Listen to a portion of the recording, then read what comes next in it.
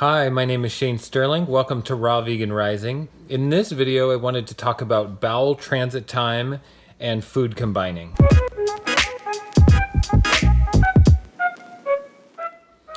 So I'm going to talk about bowel transit time, and maybe it's kind of a taboo subject or whatever, but it's literally like one of the keys to health.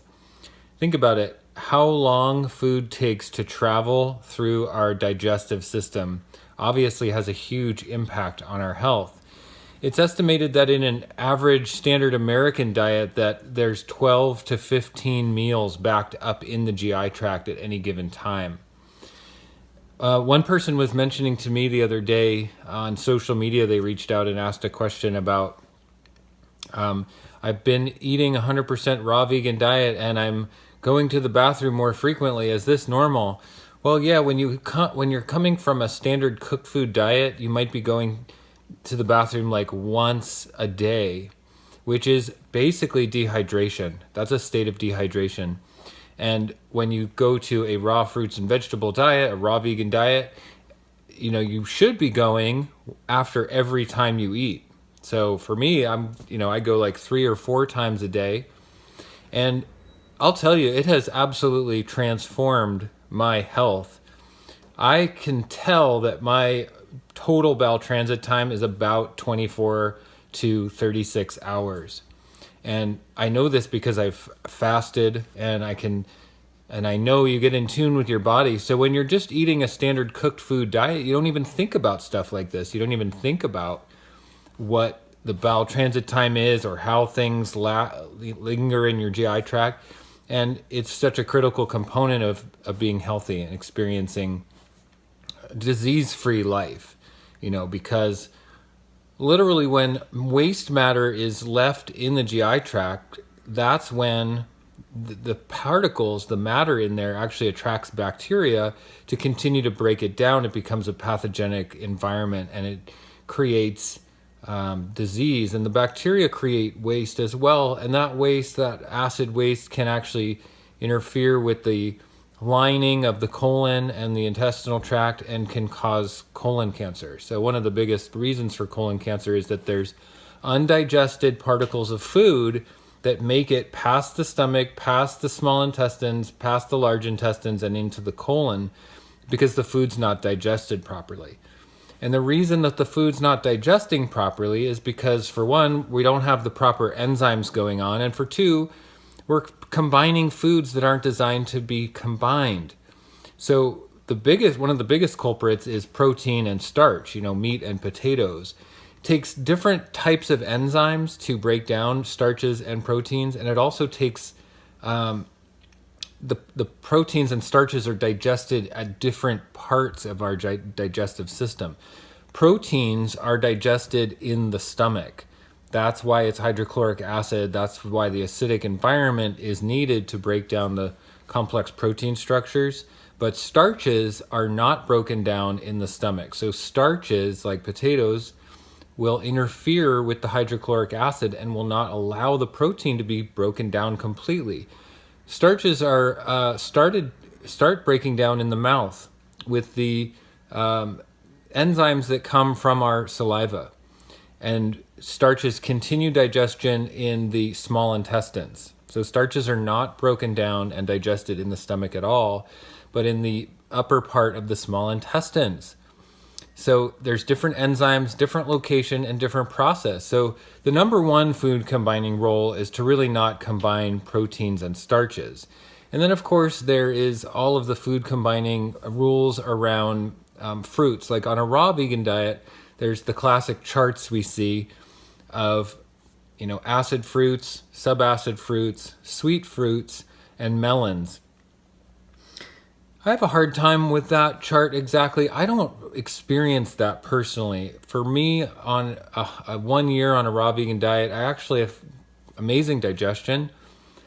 And I haven't really, I can eat acid fruits and subacid fruits together and not have any problems. I can even eat melons and fruits together and not have any problems. And everyone always talks about how melons need to be eaten alone because they digest so fast and that they'll back up. And yes, of course, melons do digest really fast, but we want to be careful that that's not some sort of like dogma in our mind that keeps us from just like functioning normally and thinking normally about food.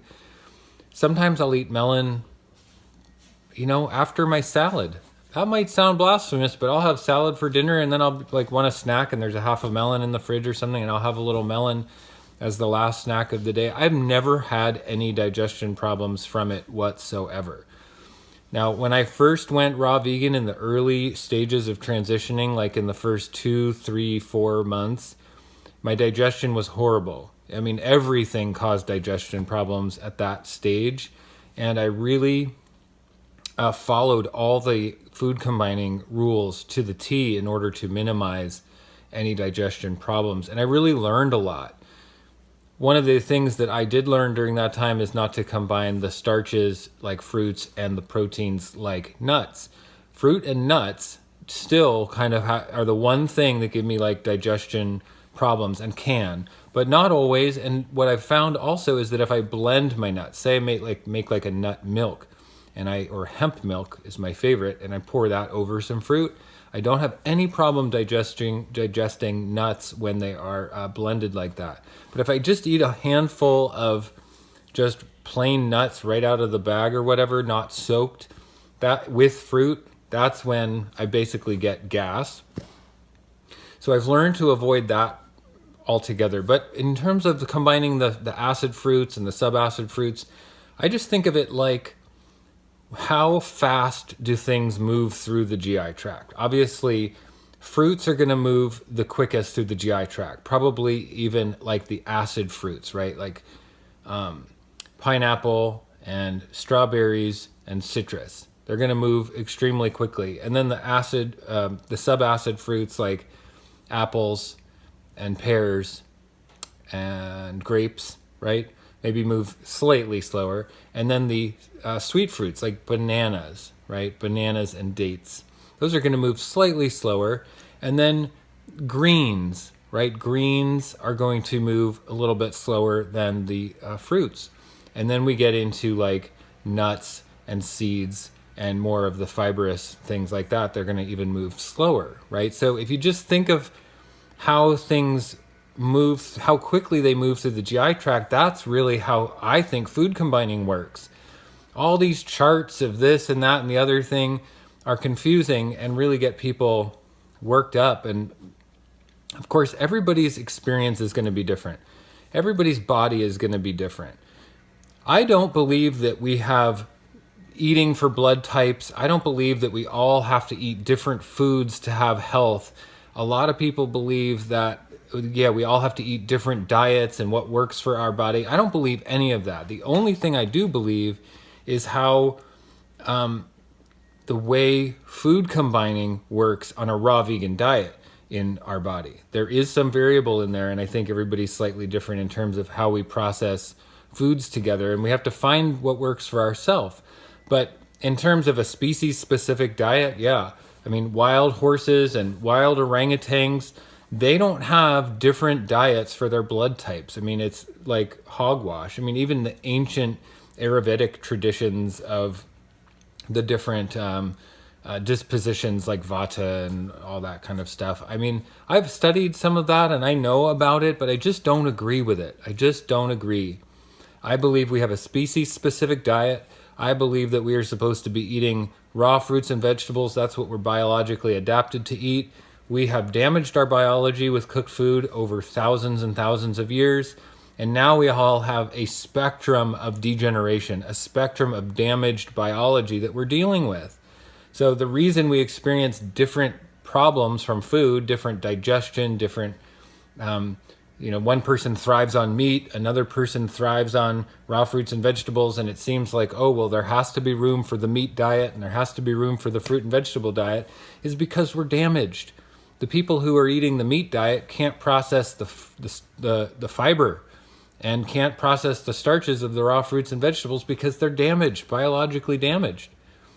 So really, we all have a species-specific diet with varying degrees of disease is really what's happening. If we all get healthy, if we all get at the pinnacle of health, we're all eating a raw vegan diet, basically. And then within that, there might be some variation as to how we process the acid fruits and the subacid fruits and the melons and the nuts and the seeds. But general, I'm going to go back to just proteins and starches are the ones that don't mix. Nuts and seeds and fruits or meat and potatoes just don't mix. It creates so much problem and so much disease in our body. So again, I'll just say that I don't have a problem with combining blended nuts and fruit. I do with the solid unsoaked nuts and fruit. So that's basically the only thing I avoid. A year into a raw vegan diet, I don't even avoid melons with fruits. I eat melons alongside of anything else. I can cut up a fruit salad with bananas and grapes and strawberries and pineapple and be fine. I haven't experienced any digestion problems from combining fruits like that and melons. But some people might, and that's where, if you're looking at a raw vegan diet for health, that's where the variables might be. But I believe a raw vegan diet is the absolute pinnacle of health, and it is for every single body type. It is for every single blood type. It is for every single human being alive. Fix your degeneration, fix the diseases that you're dealing with, fix the toxicity in your body, fix the damage that's going on, and all roads lead to raw food for health and healing. We are not biologically adapted to eat cooked grains, cooked starches, cooked tubers. Even though we do, they are not ideal for our body, and certainly not animal products. Anyone watching this video should understand, get off of the animal products. They do not serve your body. They do not serve your health at all. Creates waste in the colon. Like I was saying, the colon cancer is from undigested protein particles that don't get fully digested in the stomach and make it through the small intestines, through the large intestines, and into the colon. It's bad news, and it's chronic, and it's rampant in our society because we don't understand basic food combining, and we don't understand bowel transit time. So to wrap this all up, bowel transit time is the key. You want your food to move through your entire 25 feet. Our GI tract is 25 feet. So if we're eating meat, how do you think meat is going to make it through the GI tract of 25 feet? It's going to stay in there for a long time, 12, 15 days, right? But raw fruits and vegetables alone with the enzymes and the high water are going to move right through 24 to 36 hours. Now that is how you get health right there. So pay attention to the bowel transit time in order to pay attention to your health. That's my message. Thank you for being here on this video. I appreciate it so much. Please give it a thumbs up, comment, subscribe to my YouTube channel, and I will see you in the next one.